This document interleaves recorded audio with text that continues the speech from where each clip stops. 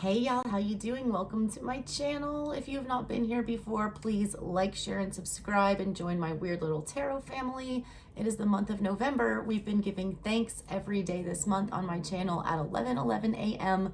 by bringing you a different ancestral lineage reading. I had been doing them out in the freezing cold in the low country, but Mother Nature did not allow me to get all 30 pre-recorded, so I'm back live in my little tarot den to give you your 11:11 message for today.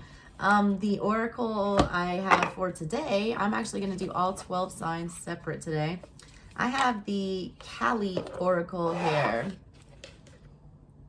Goddess of death, transformation, big Scorpio energy with this. She's a Hindu goddess. I'm going to pull an oracle for all of you guys to see what she has to say. They do have little messages on the back. All right, see like that? I am going to clarify these also with tarot, and I picked the Hermetic tarot today to do that with. So we're representing several cultures today. We've got, Hindu culture, Indian culture with Kali here, and then we've got the Hermetic tarot, which blends Greek and Egyptian hard together. If you don't know about Hermeticism, take a, jump down that rabbit hole right there. I'll get into Carl Jung's psychology and all kinds of good stuff with that. Speaking of that, Swiss ancestors are representing today too, hard.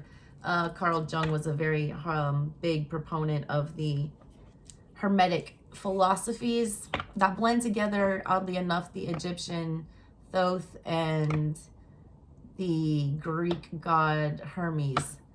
They're like pretty much the same. They're the messengers, all right? They're the gods of alchemy, magic, astrology. Hermes was the messenger between the spirit realm and the human realm. So I'm going to use that deck to clarify these, because these are all three very powerful god and goddess energies here. So I'm going to go ahead and see what they have to say. I'm going to start with fire and see what's going on with that. All right, Sag, what do we got for you guys? What are the messages for Sagittarius?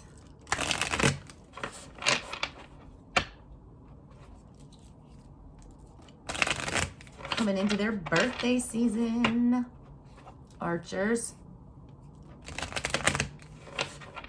My Neptune is in Sagittarius in my first house.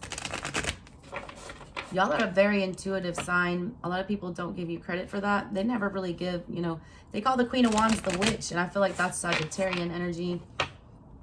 They don't really think of fire signs as being, super intuitive, or earth signs, but some of y'all are.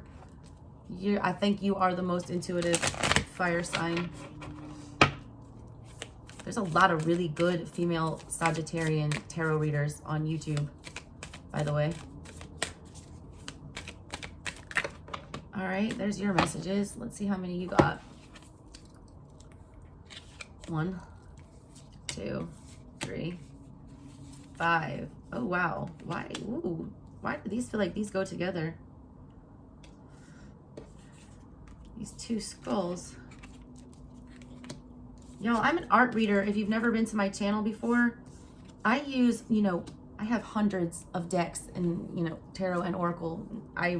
I'm not just going to give you the normal message, and I'm also an intuitive, so I do what feels right, and I feel like I need to take a look at your cards first, because these images are startling to me. First of all, I'm getting a big Dia de los Muertos vibe. I don't know if any of you are Spanish or Catholic or into that. So getting a heavy voodoo vibe here. This looks very much like Papa Legba to me.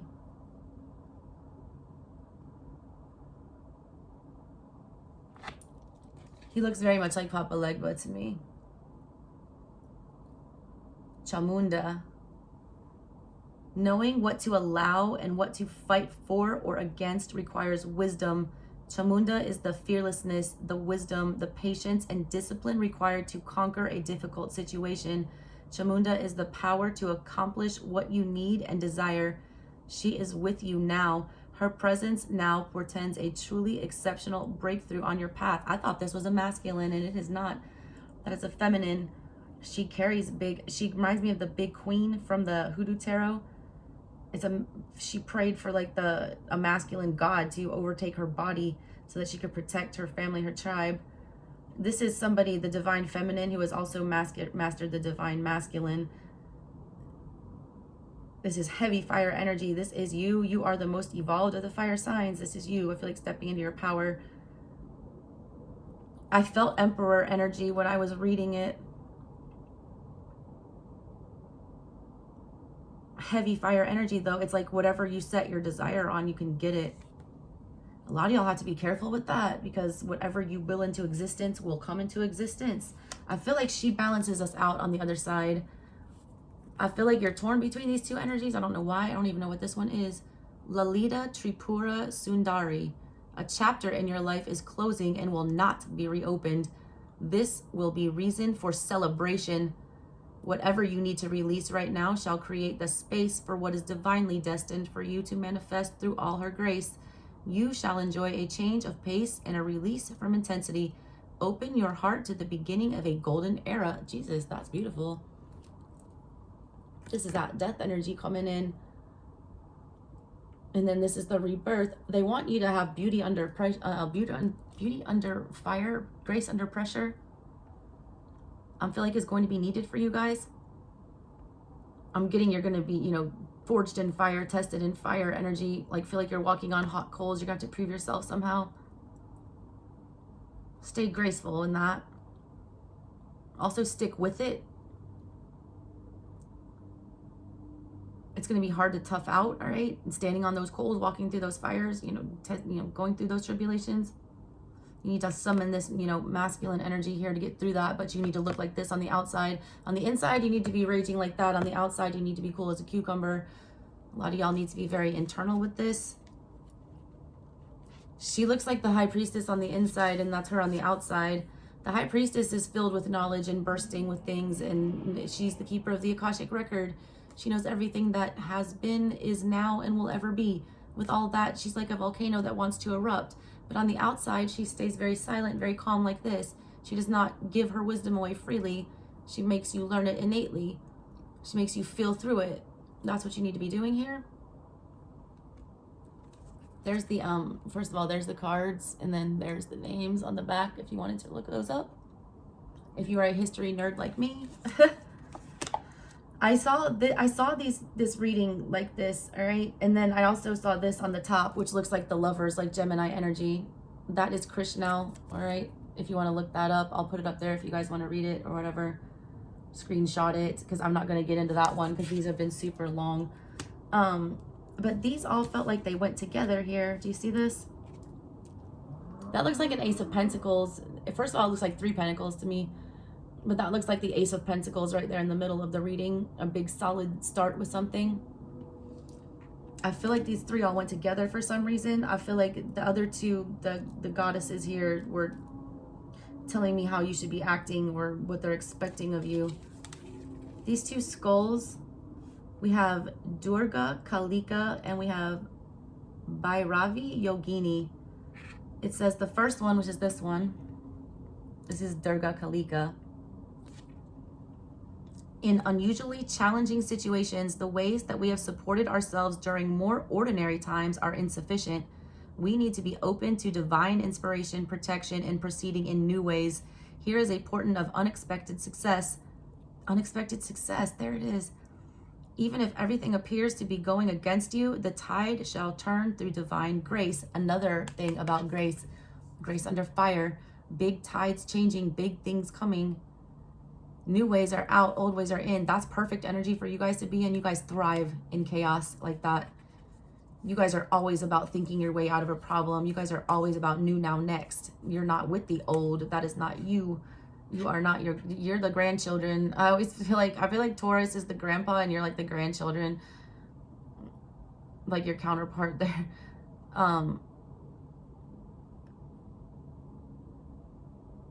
I mean, Gemini, sorry. Gemini is your, why am I saying Taurus? Gemini is your, like, yeah.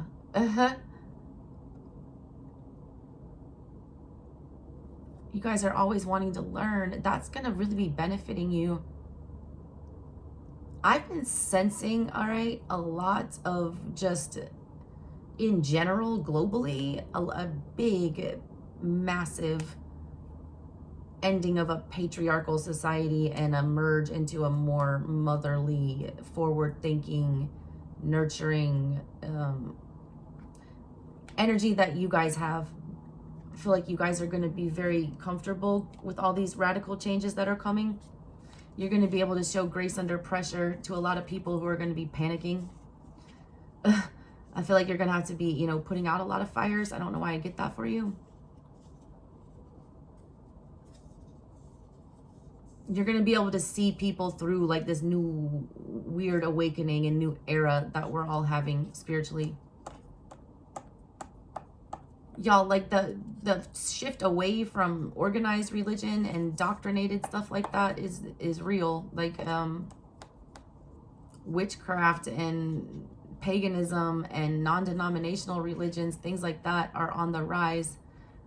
People are bucking tradition, and that is like perfect for y'all. You guys thrive in that. Y'all need to be teachers at this time and helping people go through that transition and not make it so scary. It's like the energy when the internet first came out and everyone was like fearing it and terrified. You guys were probably the ones that were the first to figure out like LimeWire and all that shit and how to download music and make everyone excited about it. You guys have the ability to get people excited about things that don't seem exciting. Change is scary for a lot of people, but not y'all. You guys need to make it exciting for other people. Show them, you know, the good side of it. You guys also need to be encouraging others to like expand and look out into other, you know, cultures and ways of thinking. You guys are gap bridgers. You're able to bridge the gap. This one by Ravi Yogini.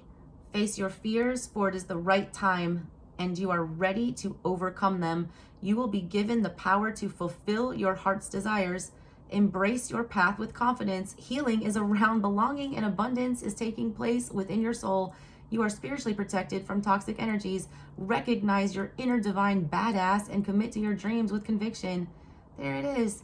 Full power to fulfill your heart's desires. Embrace your path with confidence. You're ready, all right, for everything.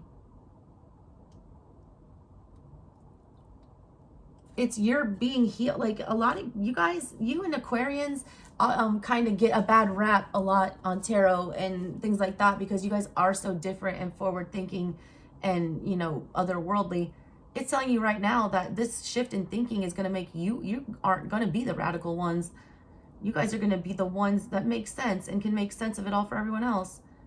You guys have a really important role coming up in the next, like, you know, big cycle here, especially during this new eclipse cycle that we're in right now. What tarot do we have? Temperance in the reverse. There's you bucking the system. Y'all, these cards are crazy. I am pulling like the craziest cards. Sagittarian, all right. Virgo and Capricorn. That's getting shit done. I always make this joke, all right? If I were to ever assemble a team of Avengers to like accomplish a really important project, I would choose a Virgo, a Capricorn, a Sag, a Taurus, and an Aquarius. The Aquarius would be the crazy one that could dream up, you know, 6 ways from Sunday how we get this thing accomplished. The Virgo is the one that's gonna, you know, keep everybody on task and make sure that that shit gets done and thorough and done, you know, safely and properly and by the book. The Capricorn is going to be the one that manages everybody and keeps them all in line and, you know, oversees. The Taurus is like the literal labor, the workhorse that will put in the effort and will not quit. And then who else did I say? The Sag, you guys are the spark. You guys are the ones that carry it out. And after it's, you know, created, you guys move it out into the universe and get it out to the masses. You're the messenger, the archer. You take whatever was built, the arrow that was forged, you shoot it out into the universe. Let it be. That's what you're doing here. It's in the reverse here. It's like saying, when I was talking about, you know, Virgo and Capricorn energy, that's a very practical energy. So is Temperance. Temperance is about balance. It's giving you this in the, you know, reverse here, not for a negative reason. It's telling you that the practical way, the, you know, normal way, what makes sense here, that's not what's going on. Nothing's going to make sense, but you're okay with that. You'll be able to bring it back into balance. There's a lot of, you know, swift change coming. Lots of tower moments, lots of, you know, large energetic shifts. You're going to thrive here. You're going to thrive in the chaos is what I get from this. I love this reading for you guys. All right, wrapping it up. Tune in tomorrow for water signs. I'm going to do those. I have to split these into a couple of days because this is way longer than I thought they were going to be. So check out, if you're looking for your moon, rising, Venus. I always tell people that please do not just watch for your sun sign. My God, that's such a small part of your birth chart. If you have a negatively aspected sun and like a stellium of another sign in like your first house, your sun sign is irrelevant. So please check your birth charts and your other placements to get all the messages. And come back tomorrow if you have any water placements, and I will be doing air the day after, and then earth to wrap it up. All right, y'all. Love you. I will see you next time. If you want a personal, info's in the description box below. Bye.